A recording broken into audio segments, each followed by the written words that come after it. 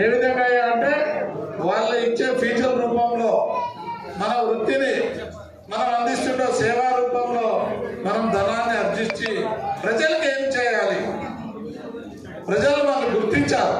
వీళ్ళ దగ్గరికి వెళితే ఒక ఫస్ట్ ఎయిడ్ కానీ ప్రాథమిక వైద్య సేవలు కానీ తక్కువ ధరలో తక్కువ ఖర్చుతో మనకు అందుతాయని నమ్మి వస్తున్నారు. కాబట్టి మీ అందరికీ సభాముఖంగా చెప్పేది ఏదైతే ఇందాకే నరేంద్ర గారు చెప్పినట్లు మనకు తెలిసింది అంతా తెలుసు అనుకోకుండా మనకంటూ చట్టపరిధి ఉంది. కాబట్టి మనకు కూడా మన దాకా వచ్చే ప్రతి వ్యక్తికి ప్రాణం అనాటమీలో వాళ్ళకి సంబంధించిన శరీర ధర్మాన్ని వచ్చే రుగ్మతలకి మనం ఇచ్చే వైద్యం కరెక్టా కాదా అనేది ఒకసారి ఆత్మ పరిశీలన చేసుకుని ఇది ఇద్దామా వద్దా, దీని మీద మనకు నాలెడ్జి ఉందా లేదా, ఈ జబ్బుకి మందు కరెక్ట్ ఇస్తే కరెక్టా కాదా అనేది ఒక పరిధిని ఏర్పాటు చేసుకొని మనం కూడా ఒక మోరల్ వాల్యూస్ తో వైద్యం అందించాలని మీ అందరికీ కూడా ఈ సభాముఖంగా తెలుపు చేసుకున్నాను. ఈరోజు నేను హెల్త్ మినిస్టర్ కానీ హెల్త్ ప్రిన్సిపల్ సెక్రటరీ కృష్ణబాబు కానీ మీ అందరి గుర్తింపు ఏంటయ్యా అంటే గౌరవంగా మేము చేస్తాండి సేవలకి మమ్మల్ని బ్లాక్ మెయిల్ చేసే వ్యవస్థలకి మీ అవసరం లేదు అని చెప్పలేని దుస్థితిలో ఉన్న ప్రభుత్వానికి మేము అడిగేది ఒకటే, మేము ఏమీ ఆర్థికంగా భారం కాదయ్యా రాష్ట్ర ప్రభుత్వానికి, బడ్జెట్ లో భాగస్వామ్యం కోరుకోవడం లేదు, లేదా మాకేమైనా జాబ్స్ ఇవ్వమని చెప్పడం లేదు, తగిన గుర్తింపు మాత్రం ఇస్తే సొసైటీలో మేము కూడా గౌరవంగా బతుకుతామని చెప్పి మాత్రమే ప్రభుత్వాన్ని సభాముఖంగా కోరుకుంటాం. అందుకు ఆనాడు రాజశేఖర రెడ్డి గారి ప్రభుత్వంలో ఒక ఐఎంఏ వైద్యుడై ఉండి ఒక ఎంబీబీఎస్ డాక్టర్ అయిన రాజశేఖర రెడ్డి గారు మేము చేసిన రిప్రజెంటేషన్, ఆ రోజు రాయపాటి డాక్టర్ గారు కూడా ఆయన కూడా ఎంబీబీఎస్ డాక్టరే, రఘువీరారెడ్డి గారు అనంతపురం నుంచి రకరకాల ప్రతి జిల్లాలో ఉన్న క్వాలిఫైడ్ డాక్టర్ వ్యవస్థ ఈనాటి ఎన్ఎల్ రావు గారి దాకా కూడా మా వెన్నంటి ఉండి బ్రహ్మరెడ్డి గారు, మరి సిఎల్ వెంకటరావు గారు, మరి గోవిందరెడ్డి గారు, ఇలాంటి ఎంతో మంది పెద్దలంతా కూడా సమాజానికి ఈ ఫస్ట్ ఎయిడ్ డాక్టర్ వ్యవస్థ అవసరం ఉందని ప్రభుత్వానికి వాళ్ళు క్వాలిఫైడ్స్ గా ముందుండి మనకు రిప్రజెంటేషన్ చేస్తున్నాం. అందులో భాగంగానే మనకు మంచి పేరు కూడా, అంటే మనకి ఏదో గుర్తింపు కావాలని కోరుకుంటున్నాం. కాబట్టి వీళ్ళని ఒక కమిషన్ ఏజెంట్లుగా లేదా ఇంకో విధంగా పేపర్లో పత్రికా రంగంలో ఒక దుష్ప్రచారం చేస్తున్నారు. నేను ఈరోజు చెప్తున్నా, ఎందుకు ఇది చేస్తున్నారు? గ్రామీణ ప్రాంతంలో ఉన్నారు న్యూరాలజిస్ట్, ఒక ఆర్థోపెడిషన్ కోట్ల రూపాయలు ఖర్చు పెట్టి తెనాలిలో రేడియాలజిస్ట్ వాళ్ళ వైద్య సేవలు అందిస్తుంటే ఎంతో మంది చదువు సంధ్యలేని మన దగ్గరికి వచ్చే పూర్వీకులు పేద ప్రజలకి సార్ 2 రోజులు మీరు ఇచ్చారు మందులు, మా దగ్గర తగ్గలేదు, ఇది ఏమి చెప్పో మాకు తెలియలేదు, ఎక్కడికి వెళ్ళాలి అంటే ఒక వాలంటరీ వ్యవస్థగా మనం సర్వీసులు అందిస్తున్నామని ఈ పొద్దు ప్రభుత్వానికి కానీ పత్రికా రంగాలకు కానీ మేము తెలియజేస్తున్నాం.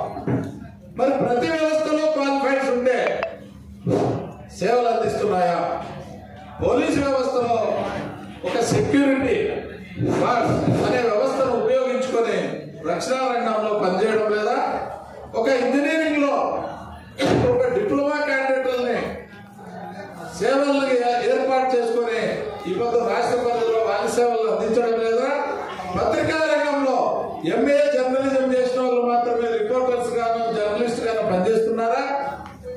అలాంటి వ్యవస్థే మాది కూడా. ఈ వైద్య రంగంలో పునాదులు లాంటి వాళ్ళ మేము ప్రభుత్వానికి కాలర్ వేసుకొని గర్వంగా చెప్తున్నాం, మేము చేసే సేవ అవినీతితో కూడుకుంది కాదు, డబ్బుతో కూడుకుంది అంతకంటే కాదు, మా బ్లడ్ లో సేవా నిరతితో కూడుకున్న రంగం మాది, వ్యాపార రంగం కింద చూడొద్దండి. అందుకే నేషనల్ మెడికల్ కౌన్సిల్ లో అయితేనేమి, గతంలో ఎన్సీఐటీలో అయితేనేమి 5.5 సంవత్సరం చదివిన వాళ్ళు రిజిస్టర్డ్ డిగ్రీ ప్రాక్టీషనర్ అయితే మేము కూడా వాళ్ళు గౌరవిస్తున్నాం, వాళ్ళ దగ్గరికి వెళ్తున్నాం, ప్రజలకు మోటివేట్ చేస్తున్నాం. ఈ పొద్దు కానీ 145 కోట్ల జనాభా కలిగిన మన దేశంలో వైద్య రంగం వెనుకబడింది. ప్రజలకు కావాల్సిన వైద్యులు, క్వాలిఫైడ్ డాక్టర్స్ అందుబాటులో లేరు. కావాల్సిన మెడికల్ కాలేజీలు లేవు. ఈ పొద్దు డిస్ట్రిక్ట్ హెడ్ క్వార్టర్స్ లో కూడా ఎంఆర్ఐ స్కాన్స్ కానీ, సిటీ స్కాన్స్ కానీ అందుబాటులో లేని దుస్థితి ఉంది. కార్డియాలజీ విభాగం కానీ, లేదా ఆంకాలజీ విభాగం కానీ, న్యూరో విభాగం కానీ కావలసిన ఎంఎస్ఎంసిహెచ్లు, ఎండిడిఎంలు అందుబాటులో లేని పరిస్థితిలో ఉన్నారు. మరి ఎవరైతే ఎక్కడి నుంచి తయారవుతున్నారు? ఈ రోజు క్వాలిఫైడ్ డాక్టర్స్ ఇలాంటి వేదిక మీద ఉన్న యువకులు ఏ ఫారిన్ కి వెళ్లకుండా, ఏ కార్పొరేట్ వ్యవస్థ స్టేట్ హెడ్ క్వార్టర్స్ లో పెట్టకుండా, డిస్ట్రిక్ట్ హెడ్ క్వార్టర్స్ లో పెట్టకుండా ఒక తెనాలి తాలూకా హెడ్ క్వార్టర్ లో పెట్టి వైద్య సేవల రంగం చేసేయడానికి ముందుకొచ్చి ఇందులో మన పిల్లర్స్ అయిన మనకి గుర్తించి ఈరోజు మీ అందరి అవసరం మాకుంది, ప్రజలకు ఉంది. కాబట్టి మా సేవలు కూడా మీ ద్వారా ప్రజలకు అందించే సంకల్పించి రెఫరల్ అంటే ఒక సర్వీసెస్ మాకు కూడా రికగ్నైజ్ చేయండి అని అడుగుతున్నారంటే ఇది హర్షించదగ్గ విషయం. ఇంకా మన సేవలు అంటారా? మేము కూడా మా పిల్లల్లాగా, మా భార్య పిల్లల్లాగానే, మా దాకా వచ్చే పేషెంట్ల ద్వారానే ఏ వ్యవస్థ ప్రజాస్వామ్య దేశంలో నాకు తెలిసి నా 55 ఏళ్ళ చరిత్రలో 27 సంవత్సరాల అసోసియేషన్కే నా జీవితాన్ని అంకితం చేశాను. 1995లో రిజిస్టర్డ్ అయిన ఫెడరేషన్ కానీ, 95లో రిజిస్ట్రేషన్ అనంతపూర్ ఎంపీ కానీ, ఆనాటి నుండి ఈనాటి వరకు ఒకే సంకల్పం అనుకున్నాం.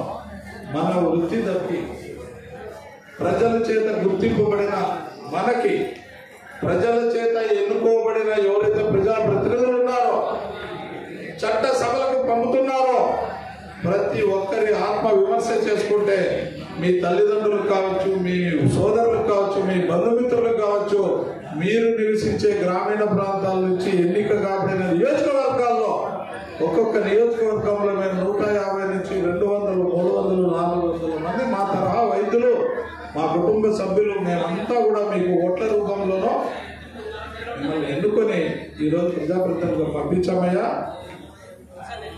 ఏదైతే ప్రభుత్వాలు ప్రజలకు అవసరమైన దానిలను గుర్తించి వాళ్ళకంటూగా శిక్షణను కల్పించవలసిన బాధ్యత, రక్షణను కల్పించవలసిన బాధ్యత, అదిగా అడిగే హక్కు కూడా మాకుందని చెప్పి ఈ స్టేజ్లో మీ అందరికీ కూడా ప్రభుత్వానికి విన్నవిస్తున్నాం.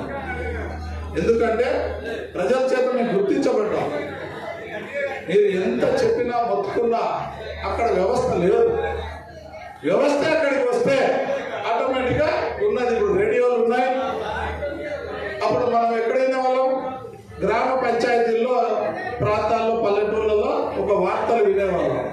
ప్రతి ఇంటికి రేడియో